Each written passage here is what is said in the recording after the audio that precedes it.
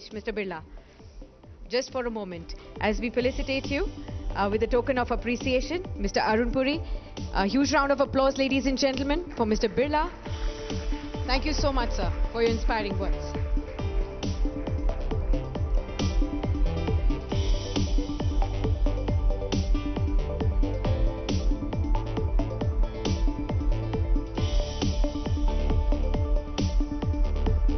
Warm round of applause, ladies and gentlemen. Thank you so much, Mr. Birla, for being with us today.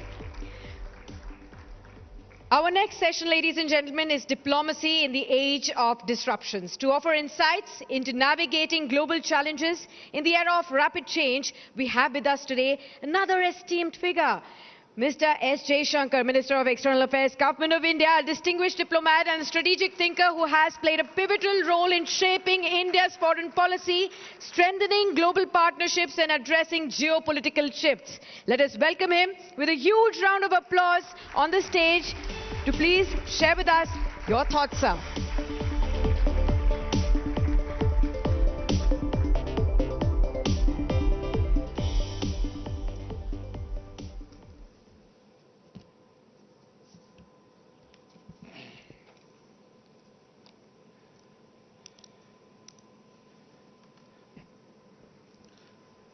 Namaskar, and it's a great good evening.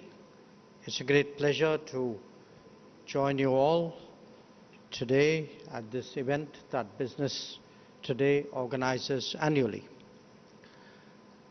Now, I suppose it's not very often that a minister is selected for a business award, but I take it as a reflection of the government's support for our economic interests abroad, as well as for foreign policy decisions that have facilitated growth and development at home.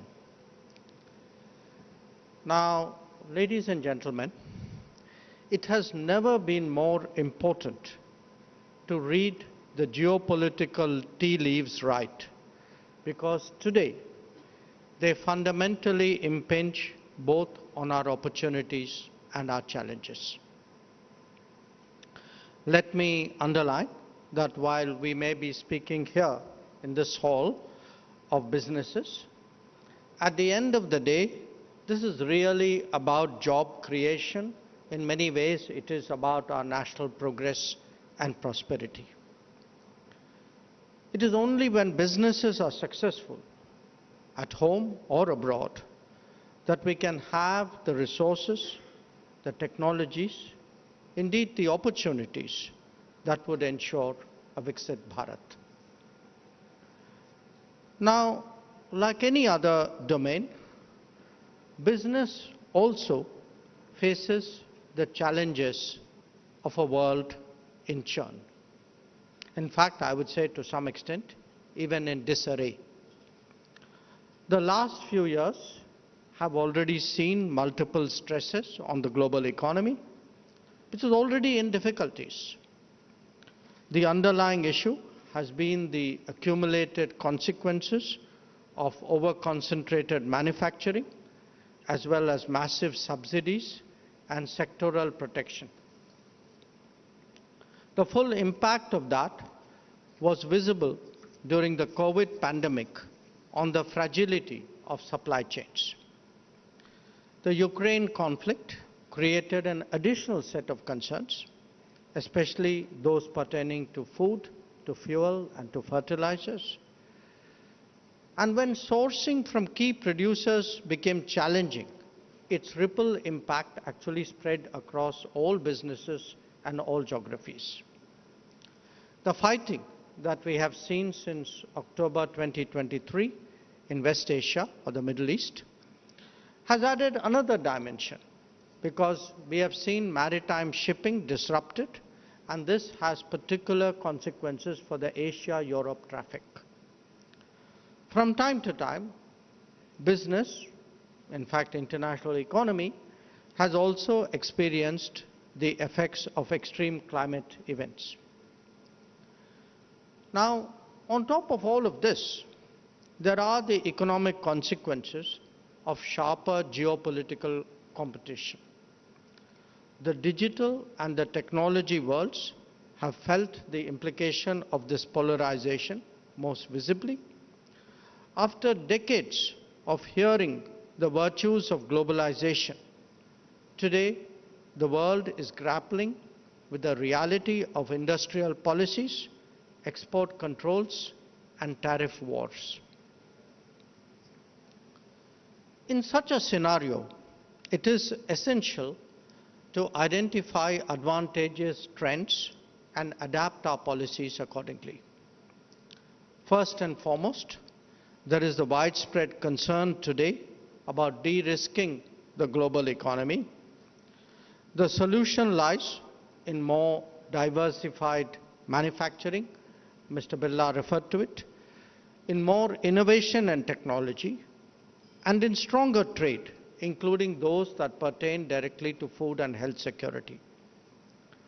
Put together, what that means is a re-globalization that is fairer, that is more democratic, that is less riskier than its earlier model. Now, we in India know this as Atmanirbhar Bharat when it comes to our own policy, which is propelled in particular by Make in India. Other nations, of course, have their own particular variants. Now, flowing from that is the next priority of creating reliable, resilient, and I would even argue redundant supply chains. In some domains, such as food, health, or energy, that could mean shorter supply chains. For example, we've seen where the Gulf is concerned, that they value India particularly because we are a proximate and a reliable provider of daily necessities. But it could also mean more distant sourcing if costs and logistics support it. Our growing trade, for example, with Latin America is an example. Now, while this will present us in India with new opportunities, it also means that we will have to raise the level of our game. The infrastructure progress that we have seen, especially after we launched the Gati Shakti initiative, has also been greatly helpful in this regard. We need today a parallel endeavor in regard to human resources so that our skills and talents meet the requirements of our contemporary times. There is a reordering happening right now, both in terms of location and flows. India must strive to capture its benefits to the extent possible. The digital world has an even greater sense of insecurity when it comes to sourcing and collaboration.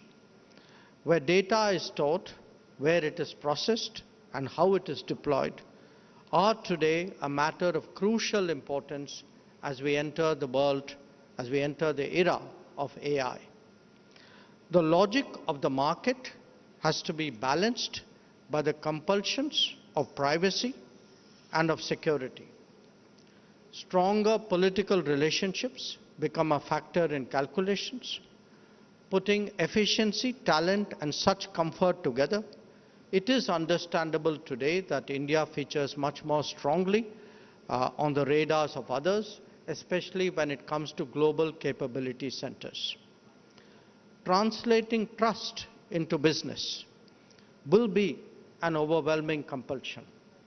The Trade and Technology Council, TTC, that we established with the European Union is designed to address this precise objective. A policy decision that has significant economic implications in recent years was our assertion of energy choices in the aftermath of the Ukraine conflict. The truth was that every nation did what was in their self-interest, even if some professed otherwise. But as a larger trend, the fifth biggest economy of the world must necessarily develop a broad and diverse set of energy relationships. Technology and logistics advancements have ensured that distance is no longer a consideration. This is not just about multiplicity of sources, they give us better outcomes as well. Now, ensuring that our nation has a favorable energy environment, because we have decades of growth ahead of us. To ensure that we have a favorable energy environment for coming decades is understandably one of our key diplomatic objectives. Beyond fossil fuels, it extends to developing and deploying renewables on a large scale, as well as exploring the potential of small modular reactors. Remember, the world of AI and the world of EV are going to generate much higher energy demands on top of the natural needs of greater prosperity. If data is the new oil, then data centers are the new refineries, and they will need to be powered. Ladies and gentlemen, the global marketplace was always a competitive one. But the trend has been accentuated by governments all over the world now stepping out more vigorously in support of businesses. We cannot and should not be otherwise. You would all agree that Indian embassies today are far more active than before in the pursuit of our commercial interests. They inform, they advise, they facilitate wherever possible to ensure that our businesses do well. We have also been proactive in many regions, organizing business conclaves to familiarize ourselves with the landscape and its opportunities. In fact, we just did one last week in respect of Latin America and the Caribbean, and we had done it a little bit before with regard to Africa and the Mediterranean. In my own visits abroad, the advocacy of our interest is supported by the presence of business representatives. One mechanism that has been effective in introducing Indian products and services into new markets has been under the line of credits which are offered under what we call the IDEAS scheme. On occasion, this has been supplemented by grant assistance. In the last decade, we have engaged as many as 78 nations, so 78 different markets, through such mechanisms. In many cases, whether it is projects, exports, or servicing, there have been repeat orders or additional businesses directly placed by the partner nation, or in fact by others for whom work, even if not done in their own country, has nevertheless served as a reference point. So we have seen this from water pipelines to road building to power transmission, even to the supply of buses. Now, as we contemplate a more technology and services-driven future, it is important to plan and prepare for the global workplace. The mismatch between demand and demography is by now glaringly apparent in many societies. But the reconciliation does not happen by itself.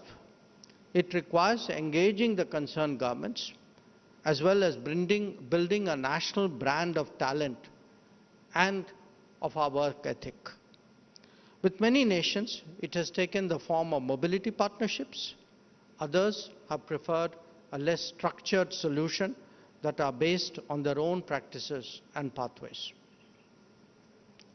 We have, in fact, steered our partner nations towards educational talent and skill reservoirs so that they understand the value that India today has to offer. This has involved engaging government agencies as much as educational institutions, corporates, and service providers. As our citizens go out in greater numbers for business, for jobs, for education, or even for tourism, it is also important that they feel secure in their travels.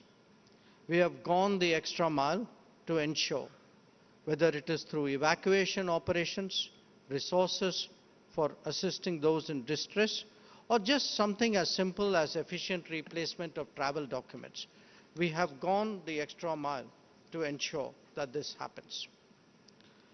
Another facet of globalization has been the growth of tourism. Today, we see that not just as a leisure industry, but one essential to the MICE world, as indeed to the medical one. As India connects better through stronger aviation and more airports, the potential that tourism holds as an economic driver only increases. In fact, just as GCC addresses the demands of industry, a similar phenomenon is unfolding in respect of health. Heal in India is a concept whose moment has arrived. But to make all of this deliver better, India's branding and ease of access has to grow along with the infrastructure. Therefore, tourism promotion has become an equally significant aspect of our diplomacy. Friends, I have so far touched upon different aspects of how foreign policy advances our economic goals, be they at home or abroad. While each would have its own players and constituencies, a large economy like India also needs an overall strategy. You can call it a business strategy, an economic one, or the core of our efforts to promote and strengthen our comprehensive national power. But it is only a consolidated approach that can give effective guidance to those who engage with other economies and countries. At its most basic level, such a strategy would lay out a landscape of our challenges and opportunities in national terms. Going beyond that, it spells out specific domains for advantageous engagement. On occasion, it could highlight risks and issues in particular relationships or transactions. But most of all, it is only through strategizing that we can bridge divides and expand convergences. Moreover, by pulling together different dimensions of our strengths and attractions, we can actually credibly present brand India before the world. A strategic approach also helps to widen options. In the current polarized era, India is among the few nations that can simultaneously engage Russia and Ukraine, Israel and Iran, the democratic West and the global South, and the BRICS and the Quad. We have initiated or joined more than 40 different groupings devoted to specific agendas, from renewables and biofuels to disaster resilience and connectivity. Even in a sensitive domain like defense or security, Indian diplomacy actually ensures that both our armed forces and our businesses have the widest possible selection of partners. When it comes to international cooperation, we have also shown the ability to forge different combinations for different domains, be it trade, technology, energy, or security. The endeavor in the final analysis is to keep as many doors open as possible. I have always maintained that Sabka Saath, Sabka Vikas applies equally to foreign policy. Trade agreements have always occupied a salient position when it comes to our global economic engagement. This is even more so now, a reality that India must recognize.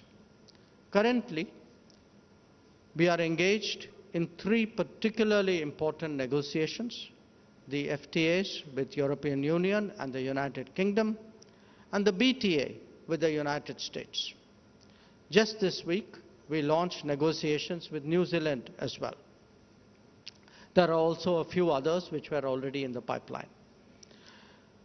In the current uncertain and volatile world, it is essential that we appreciate the value of such endeavors. We have to carefully assess their costs and benefits, as well as weigh the price of action versus inaction. There could also be collateral benefits of such understandings, especially when it comes to sensitive technologies. India will take, obviously, an India-first approach in this regard, with Viksit Bharat as our goal. Thinking will also be guided by the prospect of tapping unrealized potential in these relationships. Most of our earlier FTAs are with Asian economies, many of a competitive character. Introducing an overall balance by engaging the Gulf and Western economies has not just an economic logic, but a strategic one as well. Another issue that has strong connotations, strong strategic connotations, is connectivity. India has been a victim of colonialism, of the partition, and of our own past economic policies. We are now in the midst of rectification. This involves a range of connectivity initiatives with multiple partners. To the west, the IMEC corridor and the INSTC are notable. To the east, we are working on the trilateral highway and the Chennai-Vladivostok corridor. These are initiatives that require great perseverance and commitment, but what they hold is the ability to actually transform our business environment, making access to and from India much more efficient, stable, diverse, and competitive. Let us not forget that the fifth largest economy, which could be third by the end of the decade, if not earlier, needs more such secure pathways. Even more compelling, however, are the demands of our immediate neighborhood. It is India's interest that there is greater regional integration. Because politics is not always easy, it must be driven, meaning integration must be driven by business, connectivity, and contacts. In the last decade, the Neighborhood First policy has been undertaking to realize these very goals. We now see power grids, fuel pipelines, new integrated checkpoints, roads, trains and railways, waterways, usage of ports, much higher volumes of transactions and flows. So whether it is near or far, whether it is with the developed or the developing, whether it is in goods or services, the importance of business in connecting India to the world cannot be overstated. For some decades now, we have also seen Indian businesses establish a global footprint. I was briefly associated with one myself. Sri Kumaramangalam Birla ji just now has spoken about it. I just want to say that such endeavors really help to shape our image abroad. So, ladies and gentlemen, let me conclude on this note. The last decade has witnessed the cumulative impact of making it easier to do business, of promoting ease of living at home and abroad, of building a digital public infrastructure, and through Gati Shakti, a physical one as well. This has made Make in India much more viable and much more credible. Even as that strikes roots, our talent pool offers the attractions of research, design, and innovate in India. Our diplomacy is currently tasked with taking that message out to the world. This is best done by deepening our partnership, and I'm confident that this sentiment is shared by all of you, and I look forward to working together as Team India. I thank you for your attention. Thank you so much, Dr. Jaishankar, for sharing such brilliant insights with all of us. We'll now request Rahul Kanwal to conduct a nice Q&A session with you, sir. You know, it's almost never that you have a member of the opposition, and that too someone as erudite as Dr. Shashi Tharoor, saying that he has egg on his face as he wonders at the marvel of how Dr. Jaishankar and the Indian Foreign Ministry navigated the trapeze of handling both Ukraine and Russia with such elan. It's highly magnanimous of Dr. Shashi Tharoor for saying so. Poor guy got into some trouble in his own party. I've always admired his judgment, particularly about us. You'll get him into more trouble. But the fact is, when that war broke, and the kind of position that you said we're not on anybody's side, we're on the side of peace. And to be able to maintain that position through the conflict, and actually in hindsight, have the world say, yes, you were right, and this is happening in real time, where policy is being made by a practitioner such as yourself. Do you want to give us a broad overview of, it's like cricket, the ball comes, you have a fraction of a second of deciding what to do. You could have chosen, like many other countries did, on being on Ukraine's side or pushing further towards Russia. To be able to maintain that balance again and again requires a very high level of expertise. Do you want to give us a framework into how, because a lot of the world order is being upended just as we speak, how you're making those decisions, the thinking behind that? Well, I think like cricket, you need a lot of net practice. I think you have today a government which is in its third term. It has a lot of experience at its command, particularly when it comes to national security and foreign policy. And I think that makes a difference. But more than that, look, in a way, we looked at the conflict, the drivers of it, the larger environment, in a very objective way. I think a lot of other players, understandably, perhaps were carried away emotionally about it. And that clouded their judgment. I think it perhaps created calculations and expectations which are not really well founded. And the other point, look, we've also been tracking not just the Ukraine situation, but the global situation. With a certain amount of, again, in a very sensible way, without being, swayed by the propaganda and the prejudices that we have seen over the last 5, 6, 7 years. So when there were trends at play, we saw those trends. I'm not saying we predicted every electoral win, but we certainly saw there were forces at play. We saw this is a world that is changing. We assessed it from our own interests, but from the interests of the world as yet. So I do put it in a way to a certain amount of objectivity.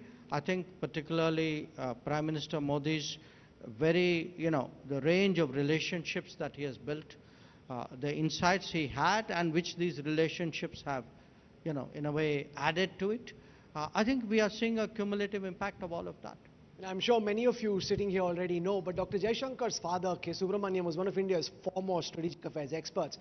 And one of the things Dr. J is very, very passionate about is to try and inculcate Indian strategic doctrine, from the Ramayana to the Mahabharata to Chanakya, Kautilya, and you've even written books about that. To what extent have you succeeded in ensuring that Indian foreign policy practitioners, students, and the public at large refer to Indian strategic doctrine when they try and make a framework of how to look at what's happening in the world? It's very hard for me to give a reply about how well or not well I have done. I think the answer is there. But what I have seen over the last, say, 10, 11 years, I've seen in the country, among people who you would not normally expect, much greater interest in foreign policy, what we are doing. There are many reasons for it. One is technology, social media, smartphones. People are more connected. They are able to understand and take interest in many more things. There is also a sense, they are my people. Somebody is looking after them. I should also be involved in that process. So I think the behavior of the government and the policies of the government have instilled in the people a much greater sense of pride and a sense of ownership about what happens abroad.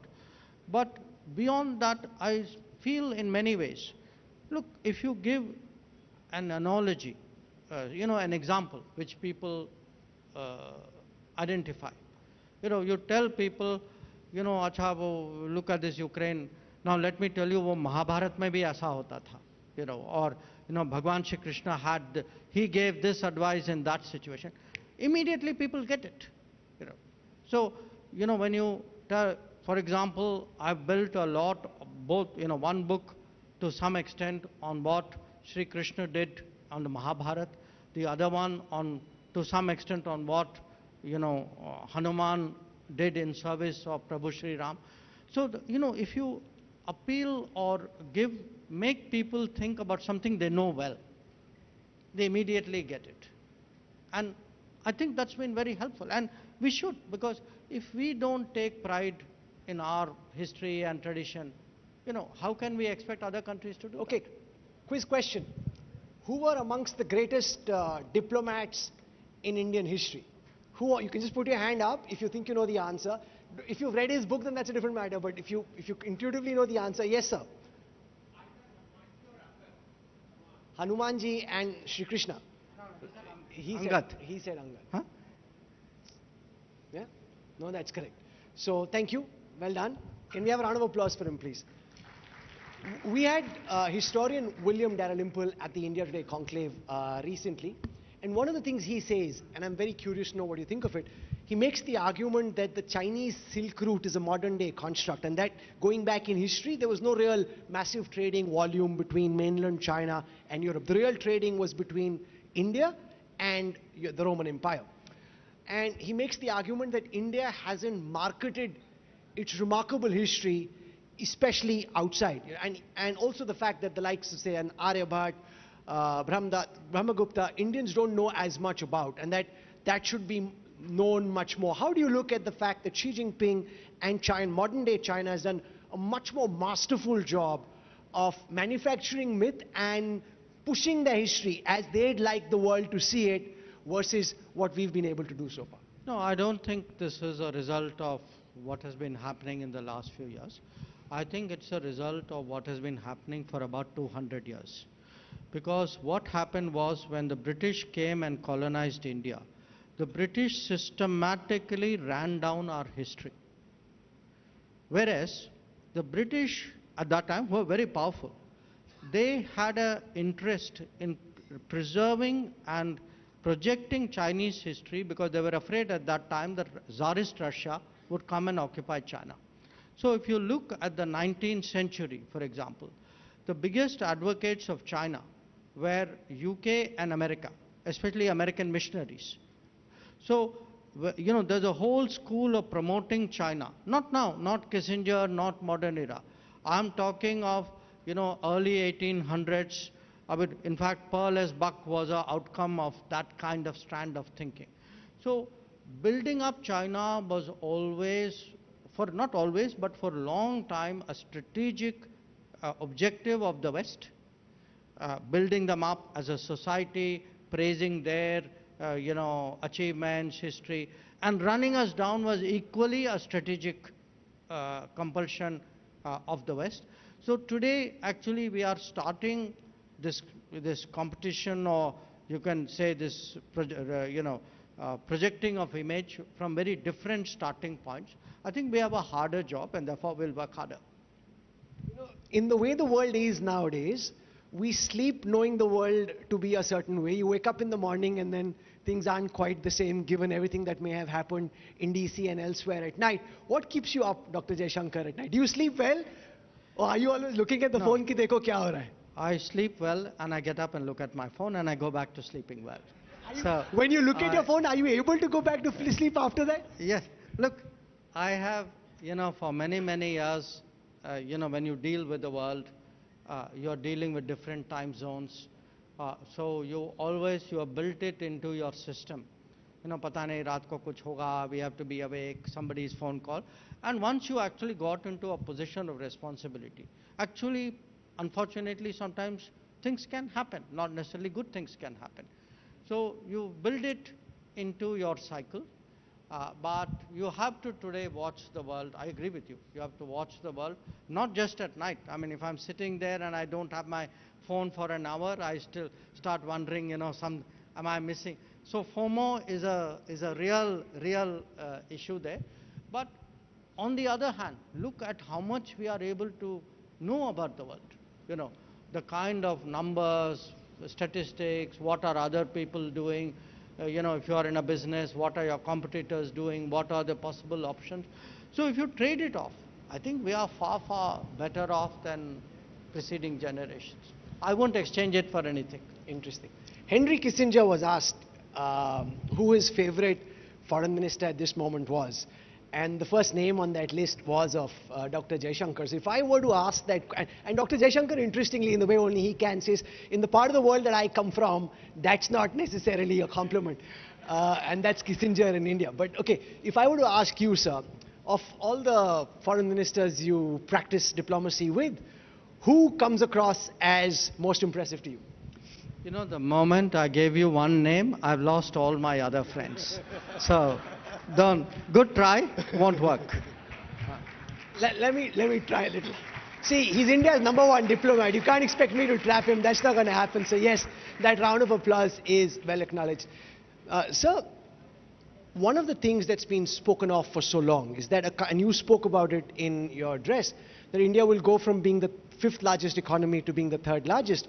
For a country of this aspiration, India has a very small Ministry of External Affairs, just about 1,000 to 1,100 officers. For context, the United States has 70,000, China has 7,000, even Dr. Jaishankar. So that's a testament to a quality, no? I mean, wohi kaam jo hai, 1,000 log kar rahe hain. So we don't need a Doge in India. He's already got a Doge working hard. And even Dr. Jaishankar's favorite country, Canada, has about 7,000 plus officers. So how do you look at the question of upskilling and just having more boots on the ground? I'd give you a serious answer. Actually, we categorize people in different ways. So you say UPSC, they pass UPSC, so they must be this, they're the next level, they must be something else. I take it as total net employees, because many countries, it doesn't matter at what level, when you go abroad, they declare you a diplomat. So, exactly who's a diplomat, not a diplomat, I think that's not a relevant argument. In fact, we give a lot of responsibilities even to our personnel, non-diplomatic personnel, which others don't give so even to their diplomats. So if you take our total strength would be about, say about close to 8,000, if you take it all. Secondly, it's our working style also, and I'm being serious here. We tend to give a lot of latitude. It's like any of you who run a business, you can have a business with a lot of employees, or you can have a much more contemporary business where your team leaders or your, that vertical has a lot of freedom and latitude. And so we are a very, very, I would say, this sounds like self-praise, but it's actually self-analysis. We are among the nimblest foreign ministries. We expect ambassadors very often not just to tell us something is happening, but to tell us, okay, so what's the answer? In some cases, the smart ones may even say, that's the answer, and by the way, I've already initiated it. So I think it's a way of working, it's a way of counting, maybe to some degree our efficiency. But having said that, if you ask me, would you like more people? Absolutely. Yeah, super. Finally, sir, as a student of foreign policy, it seems globalization is in retreat and we're back to the way of the jungle, might is right. As a practitioner, if you were asked to describe in one of your books the world order as it exists and India's place in it, what would be your response? Look, I just went through this conversation, this part of the conversation with the Financial Times. First of all, this thing, there was a great world order, everybody obeyed it, it works so beautifully, there were rules, laws. That is their myth, Look at it from the point of view of other countries. Where was the world order when people in Africa and Asia and Latin America were not getting vaccines? Where was the world order when there were travel restrictions placed on them?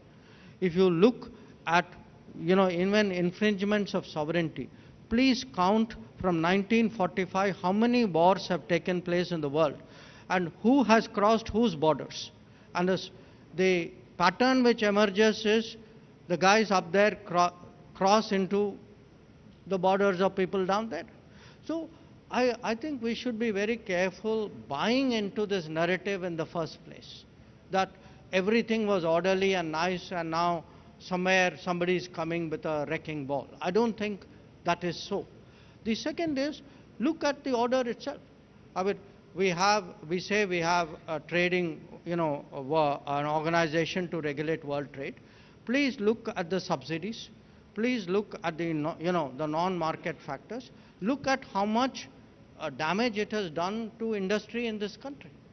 So if the world order was so great, why didn't it prevent all this?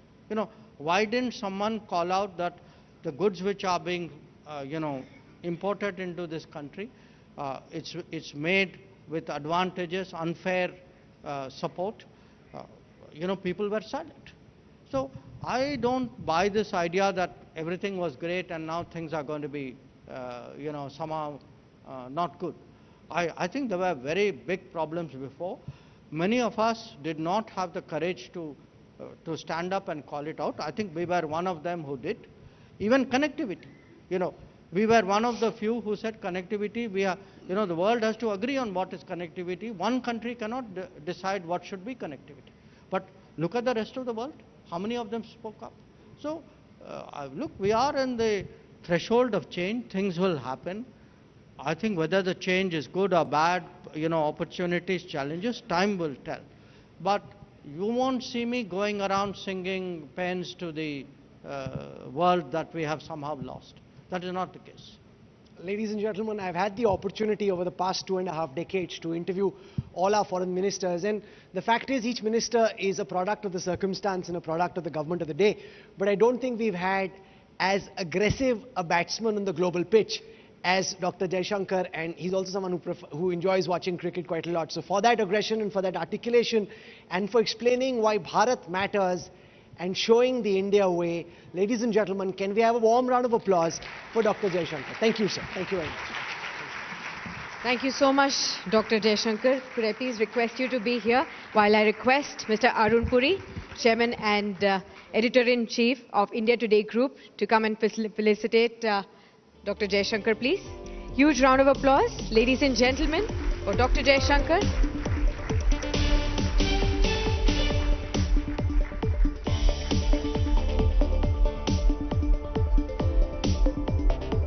Let's pose for a photo op, sir.